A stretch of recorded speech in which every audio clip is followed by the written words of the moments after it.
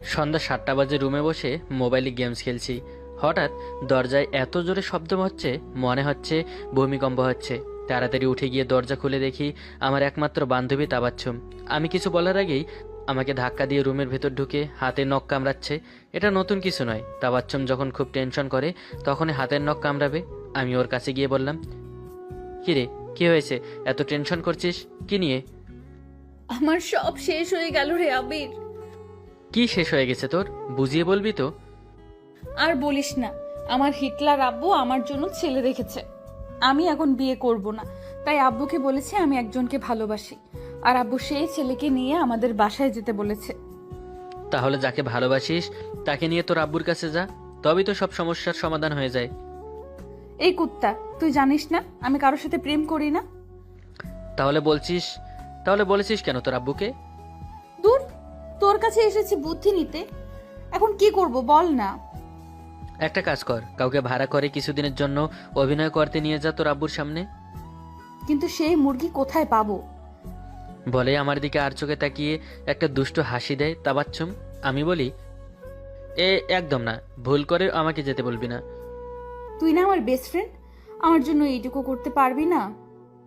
তোর হিটলার আব্বু আমাকে কাঁচা চিবিয়ে খাবে, আমি পারবো না দোস্ত। আমি মনে মনে বলি, এইভাবে হবে না, তোকে একটু ইমোশনালি ব্ল্যাকমেল করতে হবে, তবেই কাজ হবে। তুই কি চাস দোস্ত আমার জীবনটা নষ্ট? বাসটা কি না দিলে হয় না আমাকে? প্লিজ, তুই না আমার সোনা দোস্ত। ঠিক আছে, কখন যাবি বল। তাবাচ্চুম খুশিতে লাফালাফি করতে করতে আমাকে জড়িয়ে ধরে গালে চুমু দিয়ে বলে, আমি জানতাম আমার এই বিপদ থেকে তুই ছাড়া আর কেউ উদ্ধার করতে পারবে না। তোর বাপ যদি আমার জানে মাইরে ফেলে তাইলে তোর খবর আছে।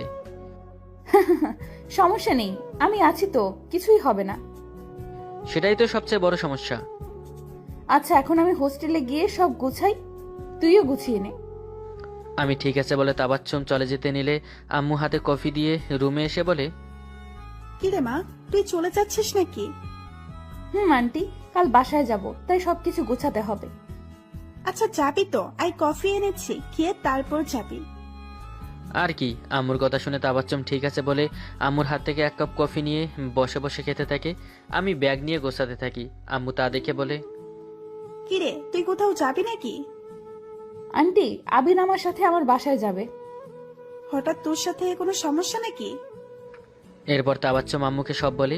সব শুনে আম্মু আর কিছু বলে না। এরপর তাবাচ্চুম কফি খেয়ে চলে যায়। আম্মু কিছু সময় কথা বলে চলে যায়। আমি সবকিছু গুছিয়ে রবীন্দ্রনাথ ঠাকুরের শেষ কবিতা গল্পের বই নিয়ে পড়তে পড়তে ঘুমিয়ে যাই।